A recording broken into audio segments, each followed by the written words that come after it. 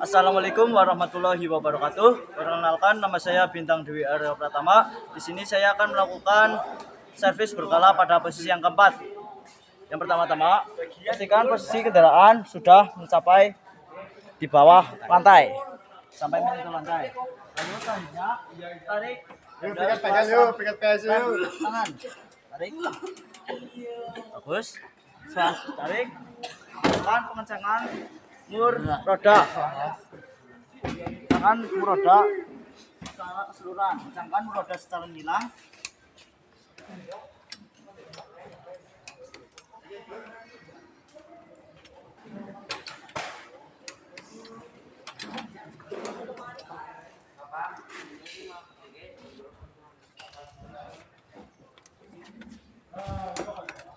Kencangkan mur roda secara menyilang.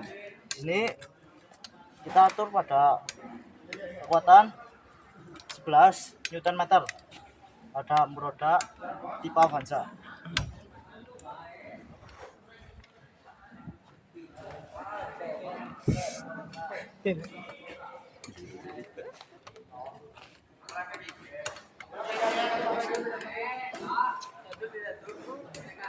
Oh, bukan lo kepal nyo. Mukha yan yan. Gini.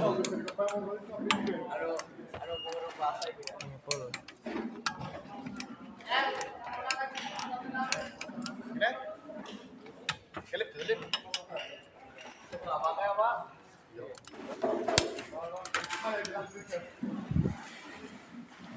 Setelah mencangkan mur roda, kita lakukan pergantian pada filter oli mesin. Karena ini video untuk pembelajaran, kita lakukan secara simulasi saja. Setelah lakukan pergantian pada filter oli, lakukan pengisian pada oli mesin. Isikan oli mesin lewat sini.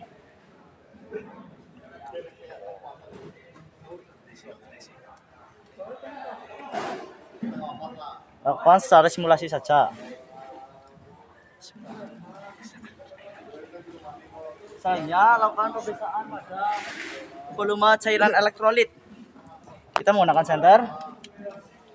Bayangkan, di sini cairan volume elektrolit pada baterai di semua sel yaitu berada di atas upper level, menandakan cairan elektrolit terlalu banyak, harus dilakukan pengurangan.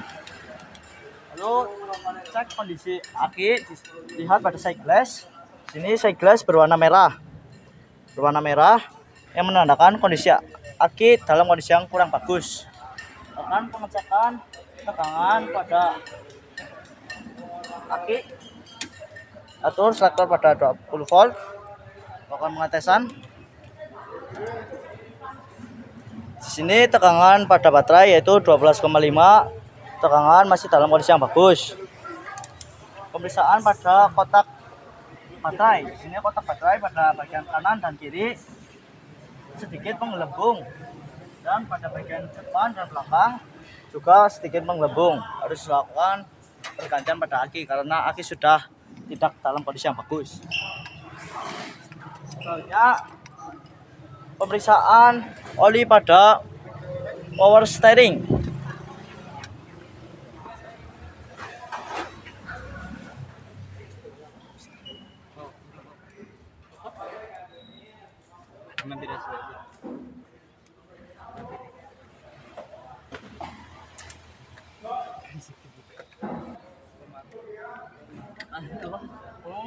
Bahkan pengetesan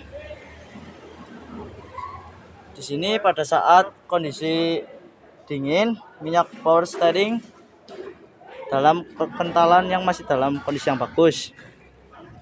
Minyak power steering dalam kondisi yang bagus, tidak perlu dilakukan pergantian.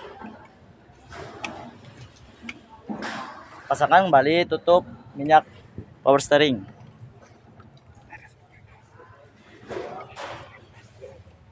Lalu selanjutnya pemeriksaan pada air cairan pendingin pada reservoir tank. Di sini volume di antara level full dan low. Volume cukup. Namun di sini cairan pendingin tidak menggunakan cairan pendingin yang asli, harus dilakukan pergantian. Pemeriksaan saluran. Di sini saluran dalam kondisi yang bagus, terpasang. Lalu selanjutnya pemeriksaan pada kebocoran sistem pendingin. Lepaskan tutup radiator, gunakan majun.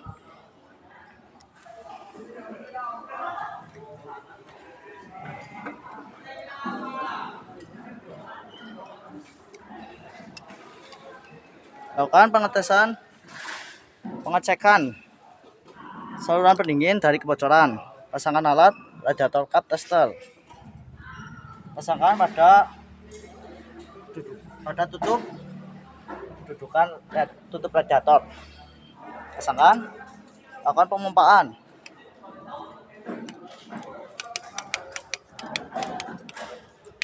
Pompa sampai 100 kPa.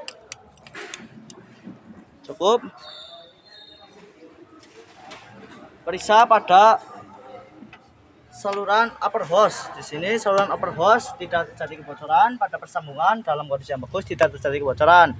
Pada lower hose, sini lower hose tidak terjadi kebocoran dalam kondisi yang bagus. Pada bagian bawah radiator dalam kondisi yang bagus tidak mengalami kebocoran. Lalu di sini jarum pada indikator yang awalnya 100 secara perlahan turun, menandakan terdapat kebocoran pada radiator.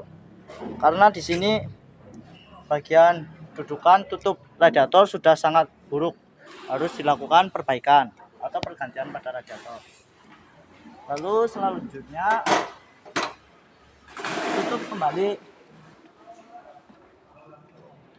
radiator. Lakukan pengecekan pada tutup radiator. Lakukan pengecekan secara visual. Di sini bantalan karet 1, 2, 3, 4 dalam kondisi yang bagus, tidak menggelembung dan tidak menempel dan tidak keras. Lalu selanjutnya pengetesan menggunakan radiator cap tester. Pasangkan tutup radiator pada alat radiator cap tester. Pompa dengan sudut 30 derajat menghadap ke atas.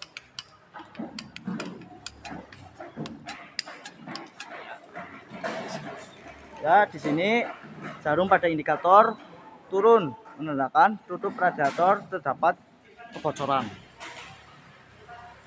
Tutup radiator harus dilakukan pergantian karena mengalami kebocoran.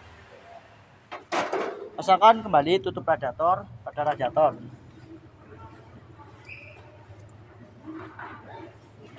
Terus, pemeriksaan minyak rem. Pemeriksaan minyak rem. Di sini minyak rem dalam kondisi yang kotor dan volume dalam kondisi yang bagus, dapat pada level full. Harus dilakukan pergantian karena minyak rem sudah dalam kondisi yang kotor. Lalu selanjutnya pemeriksaan pada air washer. Di sini air washer dalam kondisi yang terisi dan terisi cukup. Namun pada reservoir tank dalam kondisi yang kotor, harus dilakukan pembersihan.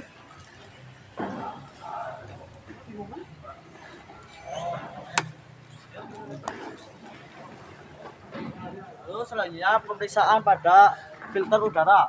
Buka box filter udara.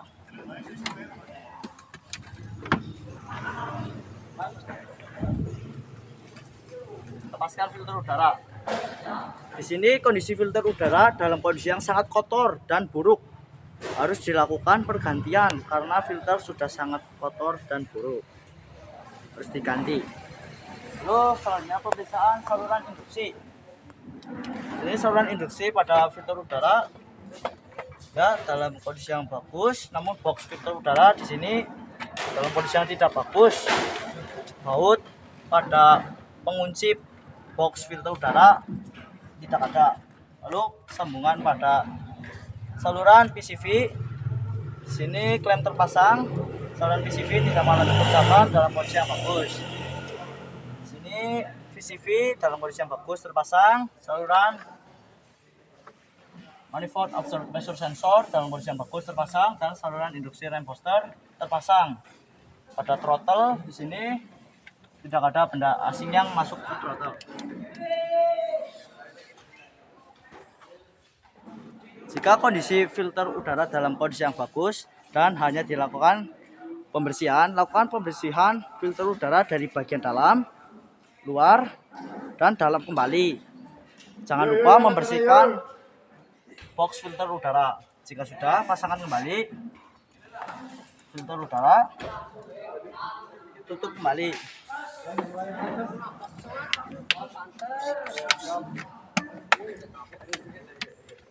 Oh iya iya.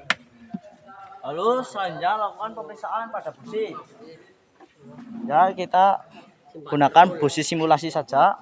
Periksa busi secara visual.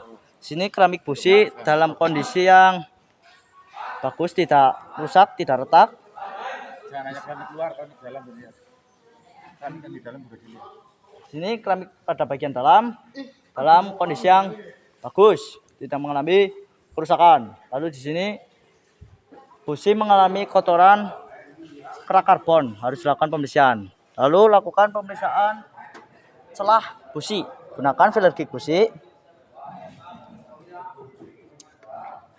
Spesifikasi pada busi yaitu celahnya 0,8 sampai 1 mm. Lakukan pengetesan.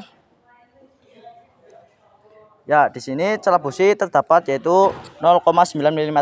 Masih dalam spesifikasi, dalam kondisi yang bagus. Selanjutnya pemeriksaan volume pada oli. Lepaskan dipstick. Bersihkan menggunakan macun. Masukkan kembali.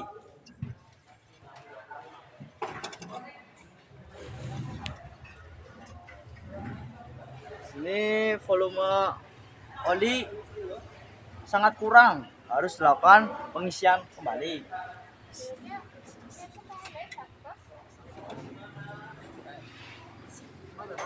Lalu selanjutnya lakukan penghidupan mesin dan pemeriksaan AC.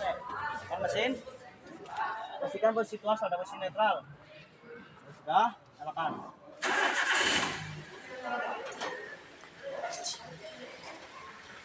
Hidupkan AC.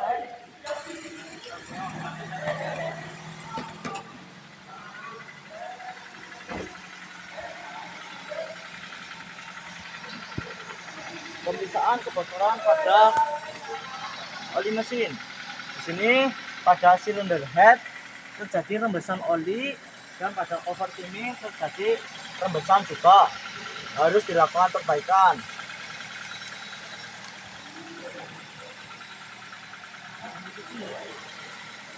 Lalu di sini kendaraan berbunyi dan bunyinya itu sangat tidak enak. Harus dilakukan perbaikan.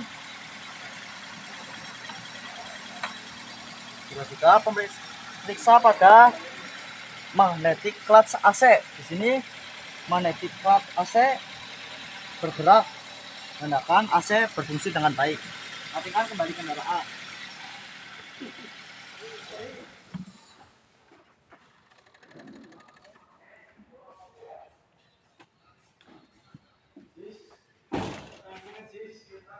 Sudah lakukan pemeriksaan pada drift belt. Di sini drift belt secara visual dalam kondisi yang baik, tidak mengalami kerusakan maupun keretakan, dan alur pada drift belt dalam kondisi yang bagus, tepat pada masing-masing puli. Kekencangan drift belt kita lakukan pengetesan dengan ditekan menggunakan jari saja karena tidak ada alat ukurnya. Di sini kekencangan drift belt dalam kondisi yang bagus.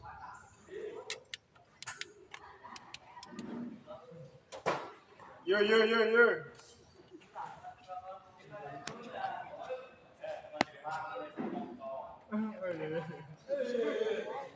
Jika sudah dilakukan pemeriksaan secara keseluruhan,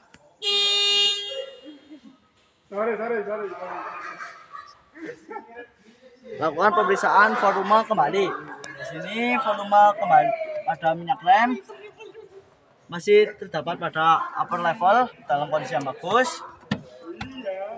volume pada oli mesin, akan pengatasan balik.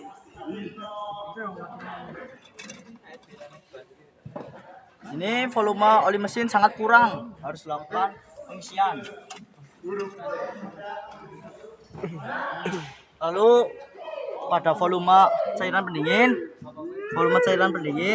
dalam kondisi yang bagus, namun tidak menggunakan cairan pendingin asli, harus lakukan pergantian.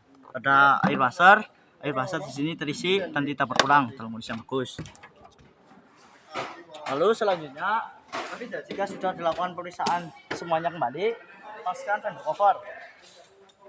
Lepaskan. Naik om pasti kayak kalibrasinya gede banget loroan. Naik om.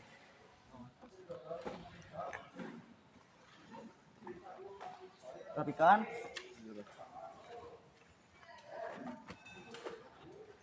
Kembalikan ke tempat. Tutup mesin.